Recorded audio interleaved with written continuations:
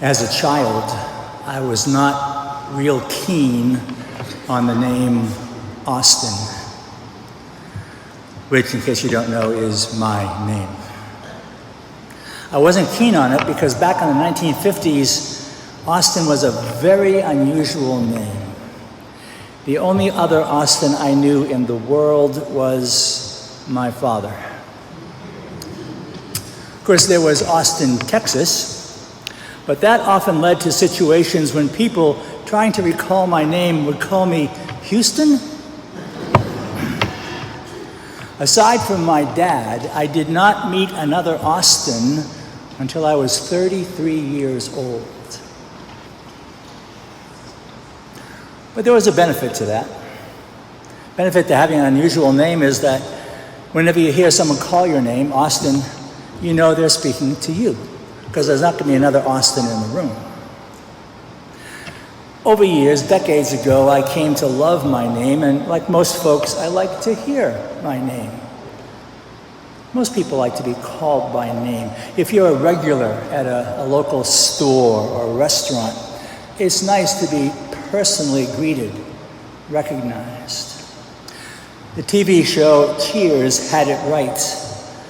Sometimes you want to go where everybody knows your name. Jesus knew this. He told us that he's our shepherd, that we are the sheep of his flock, and he said he knows and calls each of us by name. And he never forgets a name. Jesus never forgets your name or mine. Even if it's been decades, years, half a century since I've answered when he called my name, even if it's been so long that I've forgotten what his voice sounds like, Jesus never forgets me, never stops calling me and you by name. With Jesus, it's never just, hey, you. It's Austin, Steve, Cara, Jane, Kristen, Frank, Donna, Pete, Claire, Matthew, Emily, Mike, Ed, Carol, Pat, Lisa, Bill, Jennifer, Sean, Donna, Nick, Barbara. He gets it right the first time, every time. Just as he called those first 12 disciples by name. Simon, whom Jesus renamed Peter, Andrew, James, John, Philip, Bartholomew, Thomas, Matthew, James, Thaddeus, another Simon, and Judas. Jesus called these by name because he loved them and because he had something for them to do. When Jesus called the 12, they had no idea what Jesus had in mind for them. They would need to get to know Jesus, to spend time with him, to listen to him, to let him befriend them. Time for them to come to see and to accept and to know that Jesus loved them. All that before they could begin to discern or understand what he might be asking or expecting of them. No less than those 12 first disciples does Jesus call each of us here by name, because he loves us and has something for each of us to do. He calls each of us as surely as he called the 12 by name. He calls and invites me to spend time with him, to listen to him, to let him befriend me. Time to come to see and to accept that he loves me. All this before I can begin to discern and understand what he's asking of me, what he's asking of you. And the things that Jesus asks of us, of me and you, those things change as time goes by, as we get to know him better, as our individual situations and circumstances change, as they do, from day to day, year to year, decade to decade. But first of all, most important of all, and over again, I need to remember that Jesus knows me by name, that Jesus calls me by name, that he has something in mind for me to do. Me. And you. Everyone here this afternoon. In light of that, let me share with you a prayer I wrote 14 years ago now. A prayer I think might help us hear Jesus calling each of us by name. If it helps you, close your eyes. Lord, Scripture says you know all the stars and you call each of them by name. If you know the stars so well, surely then you know each of us and you call each of us by name. You know me, Lord, better than anyone else. You know me better than I know myself. From before all time, you knew me, Lord. You knew who my parents would be. You knew the day of my birth. You knew my blood type and the color of my eyes, the shape of my head, my ears, my nose, the look of my face.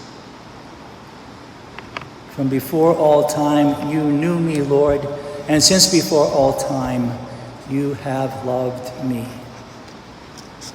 You know my every thought before I think it. You know exactly where my mind is going before it starts to wander. You know the thoughts I don't want you to know. You know the thoughts I try to keep from myself. You know my best thoughts and my worst thoughts, my pipe dreams and my serious plans. Even while I'm sleeping, you know my mind. You know my dreams, and you understand them. And you know my nightmares, Lord, and the fears I carry from sleep into the light of day. You know all my schemes and designs, and you know the thoughts I'm embarrassed to acknowledge. You know my loves, and you know my lust. You know my generosity, and you know my greed. You know my selfish and my selfless sides. You know my strengths and my weaknesses. You know my good deeds and you know my sins. You know my sincere resolve and my half-baked promises. You know the truth of who I am, Lord. And you know the lies I tell myself and others, the lies I try to tell you. You know every wounded, broken piece of my life and how much I need your mending hand, your healing help. You know where I've been, Lord, how I've followed and how I have failed to follow your path. You know where I belong, and you know where I am, and you know what I'm doing here, for weal or for woe. And you know where I'm going, Lord, though that's so often a mystery to me. You know that I love you, Lord, and you know when and how and why I love you less than I ought. You know all my sins, Lord, and still you love me. You know all my sins, even the ones I've forgotten, and still in your mercy you pardon and forgive me. You love me always, Lord, and you never fail to call me by name to a greater, deeper love of you, of my neighbor, and of myself. You know me inside out, and try as I might, there's no hiding from your watchful eye, no running from your arm's reach. There's no escaping your warm embrace, no matter how much I struggle like a fool, thinking I might do better on my own. You know and call each of the stars by name, Lord, yet so much deeper is your love for me. For you have made me in your image, in your likeness, and you never fail to find, to see, and to love in me the unique goodness you have planted in my heart.